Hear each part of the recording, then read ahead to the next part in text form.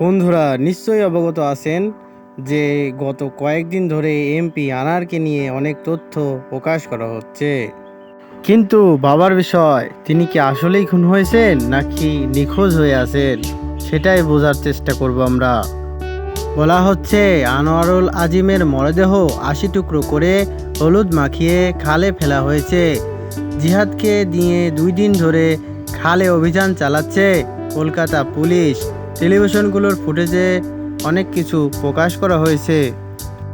তার মৃতদেহটি ট্রলি ব্যাগে নিয়ে যাওয়া হয়েছে এরকম একটি ছবি প্রকাশ করা হয়েছে, কিন্তু এই ব্যাগের ভিতর যে আসলেই তার মৃতদেহ আছে সেটা বোঝা কিভাবে যাবে? সিসিটিভির ফুটেজে ব্যাগ নিয়ে যাওয়া দেখা হয়েছে, কিন্তু লাশ তো নেওয়া দেখা হয়নি। এজন্য আদালত পর্যন্ত অপেক্ষা করতে হবে, কারণ এটি খুন নাকি নিখোঁজ সেটা বোঝার জন্য। তবে বাংলাদেশ পুলিশের পক্ষ থেকেও অনেক ব্যবস্থা গ্রহণ করা হয়েছে। আমাদের ভিডিওটি ভালো লাগলে অবশ্যই চ্যানেলটি সাবস্ক্রাইব করে দিবেন এবং পাশে থাকা বেল আইকনটি বাজিয়ে দিবেন।